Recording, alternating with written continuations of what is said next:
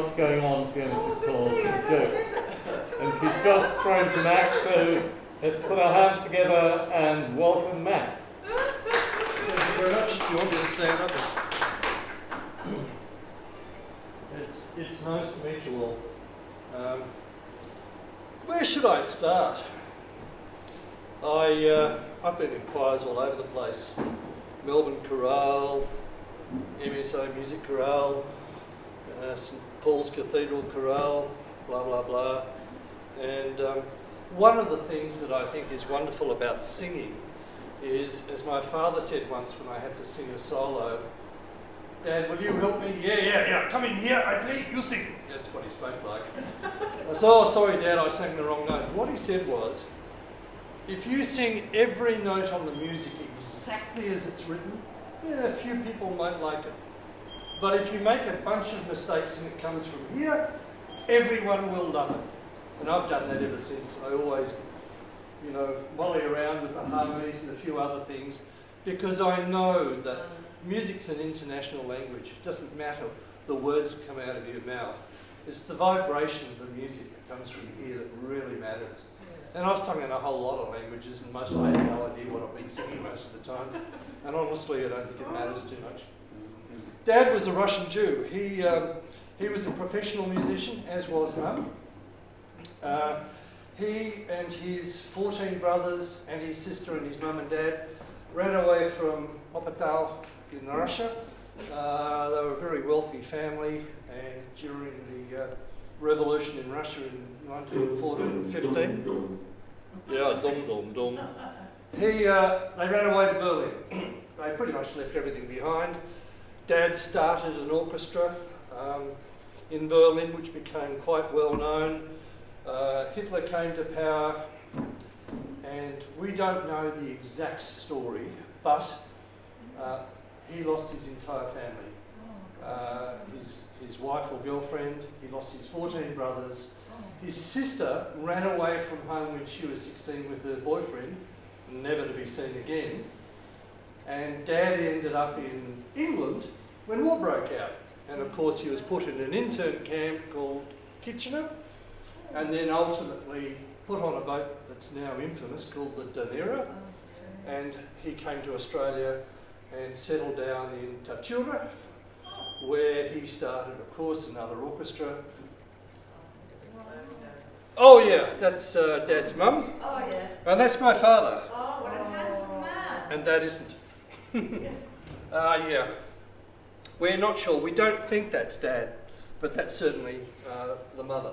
We think that's, yeah, one of Dad's brothers. And Dad on the right became quite well known in Berlin with the orchestra and so on. And as I say, can I push the button here? Yes, you may. Push the button. He escaped from England and left everything behind. Lost his parents, his brothers, everything. Got to England with nothing. And when he came out and got to Tura prison camp, all he had was the clothes he was wearing. That's one of his brothers. They all played musical instruments, but the Petrushka family in Russia were furriers, believe it or not, even though they all played music. My sister and I found that somewhere, and that's about the prison camp in Kitchener. We were both surprised that they didn't spell his surname correctly. Can any of you tell me what's missing? Oh, a C something. Correct, yes, after the S. But we found that, and that showed us that he was in Kitchener. Dad never talked about any of this whilst he was alive with Tanya and my sister and me. None of it at all.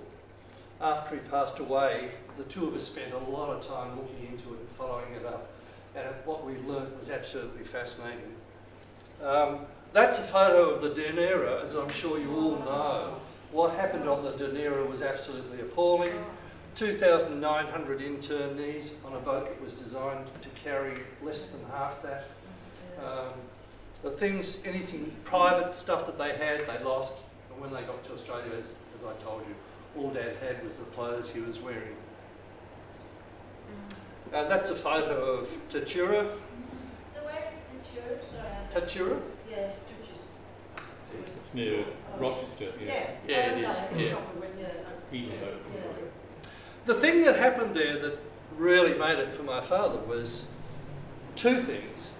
The first, he always told me this with a bit of a smile, two stories. He and a couple of his friends were standing at the prison gate, and the guard came over and said, "You guys want to go for a walk?" "Yeah, no problem, mate." Opened the gate and out they went, like, where are they going to go? But, you know, that was fantastic. The other thing that happened that Dad told me was that he was standing around somewhere, one building, and the prison guard said, "Do you mind holding my rifle? I need to go for a piss." So Dad held his rifle, he went to the toilet, came back and he said, "There you go." And that changed Dad's attitude and said, well, these guys really... Yeah. He started the orchestra there because many of the people that were in Tatura were very, very excellent musicians. Dad started an orchestra, the Australian Army took him on board, and they travelled around, I don't know how many there were, I think there were 25 or thereabouts, travelled around Australia playing music to all of the guys about to go over and fight the war. Do they have a name, that orchestra? If they do, I don't know. That was a photo of my dad when they started the orchestra. Painting. It's absolutely a beautiful painting. In life size, it's probably half my height. And it was painted by one of the prisoners in Tatura, and we cherish it. You've got it at home? My sister has it at her place, yes. And it is truly, truly magnificent. It shows the man that we remember. He would have been 42, 43 years old when that was done. And it is, isn't it? Yeah, Absolutely really, wonderful. I mean, the eyes are just... It's very elegant. Yes, that's where I get it from. Yes, it is truly amazing what he did, starting an orchestra in Berlin, starting an orchestra in Kitchener Camp, starting an orchestra in Tatura. Just amazing stuff. Oh, there we are. So now, which one? Here's the one on the far right. This one here is my dad. So nobody got it right. I felt sure it was the second one on the left. Well, all of those men came to Australia on the Danera, and they were part of the orchestra. And after World War II, Dad started... No, he didn't start it. He built the orchestra radio station 3DB, and that was all the violinists. And I think it's truly amazing. Truly, truly amazing.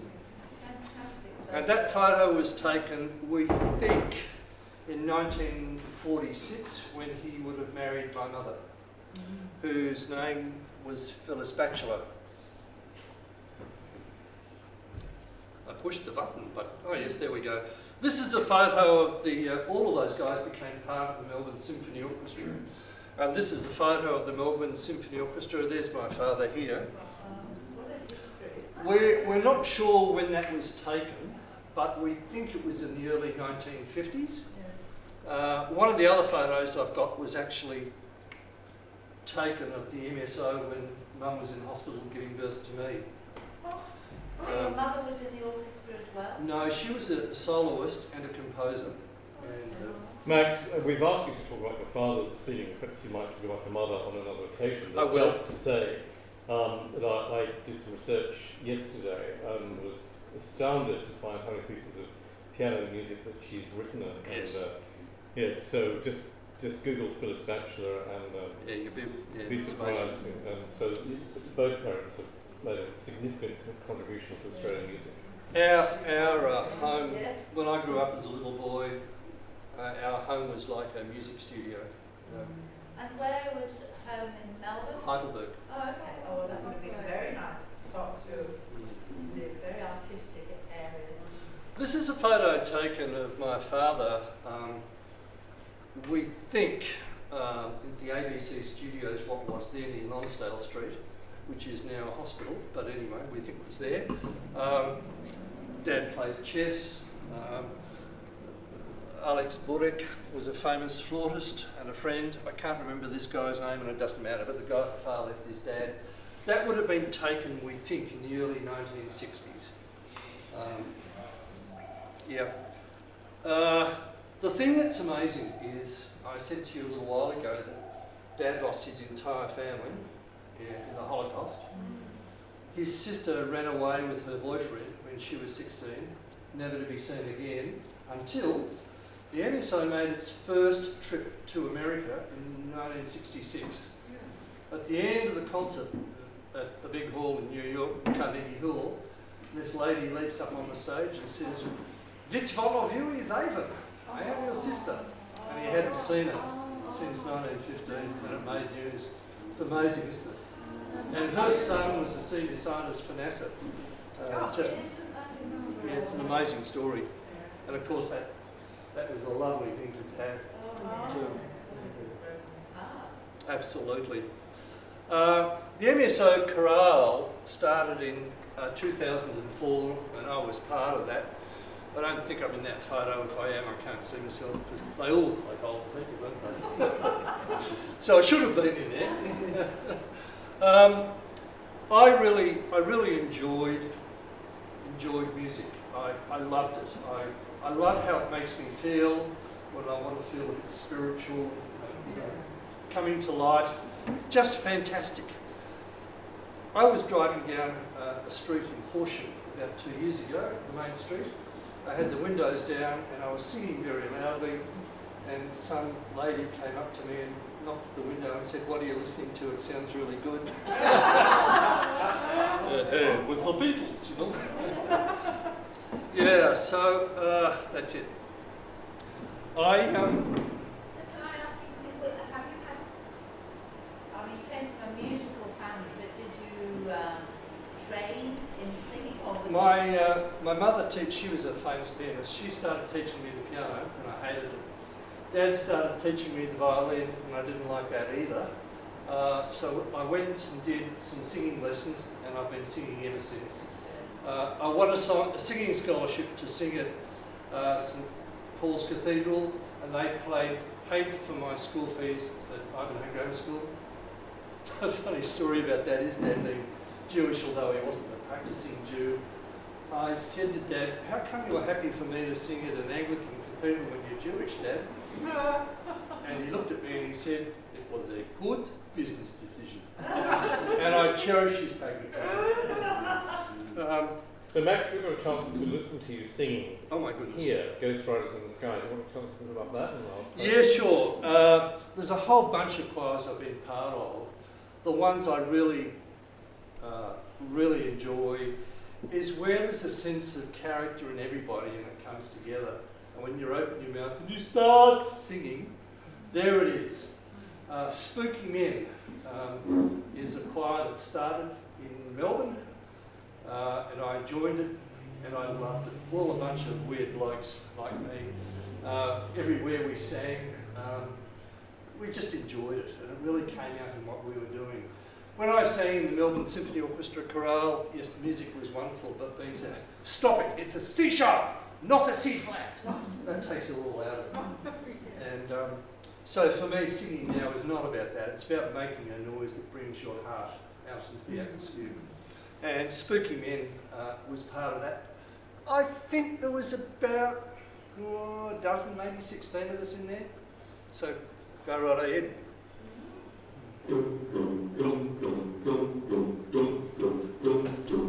Come on.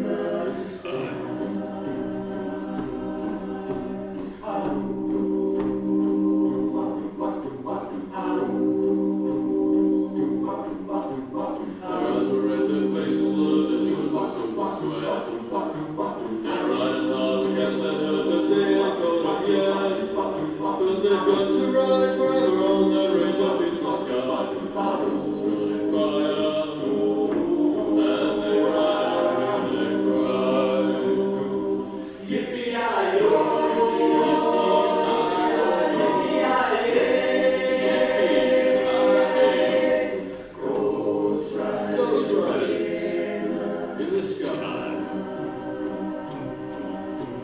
I shot a man in Rio just to watch him die. As riders rode by him, he heard the girl say, if you want to save your soul from hell, ride on the range.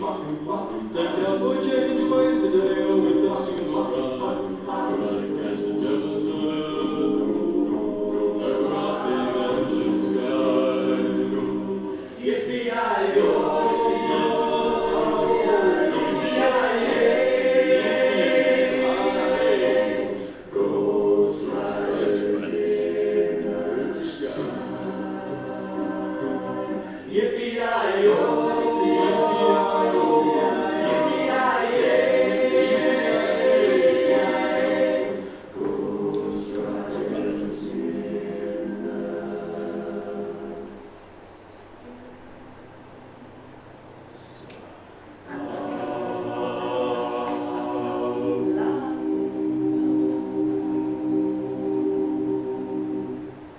Wow, that was fantastic. Backing boys had a lot of fun with that.